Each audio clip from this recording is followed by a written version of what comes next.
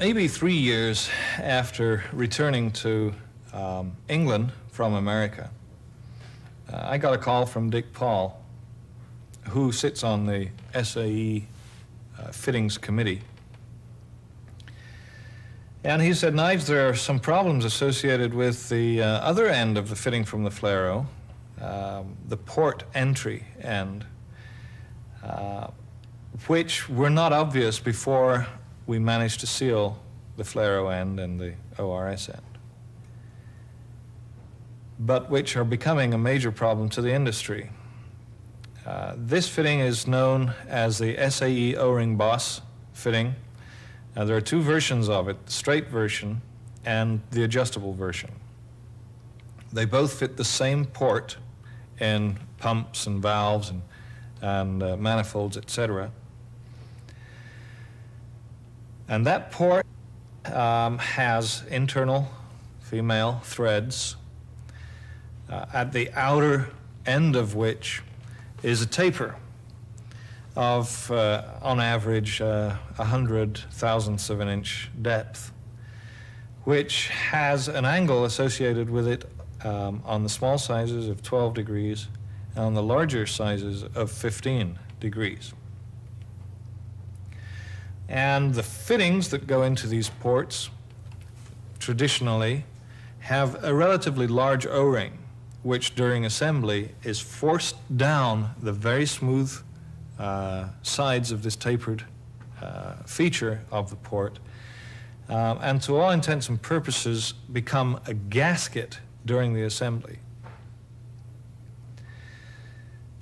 What happens during pressurization is that these fittings are, the axial force, as I described, existed with all hydraulic fittings, force the faces apart because the fittings come face to face with a machined outer surface on the port. And the axial force forces these components apart. And the O-ring, because it has nowhere else to go and is pushed by the pressure, goes out into the interface and forms a very small extruded portion. When the fittings relax back after the relaxation of pressure, the O-ring is nibbled by the component, and slowly but surely the O-ring is eroded by the application of pressure and relaxation of pressure on a continuous basis, and ultimately leads to failure. There's nowhere for the O-ring to retract back because it fills that space.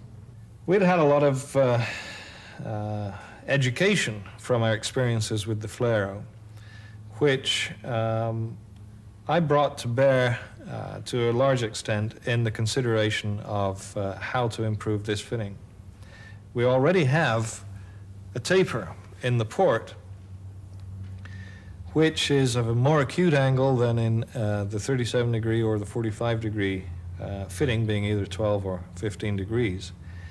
And it was obvious that if we could invoke the benefits associated with these acute angled tapers, we could really get something which was functionally better by the difference in the angles than even the Flero.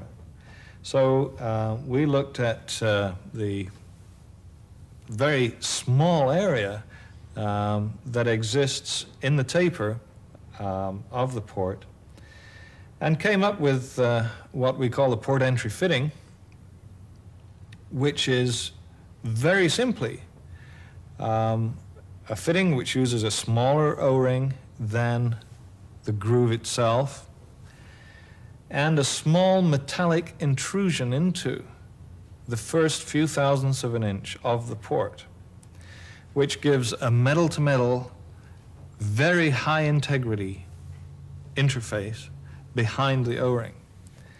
Again, we're putting an O-ring into a more suitable environment.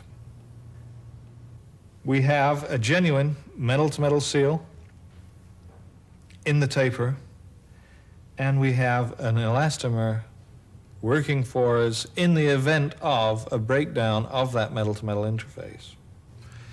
Here we have a plug version of the standard SAE straight thread O-ring port fitting.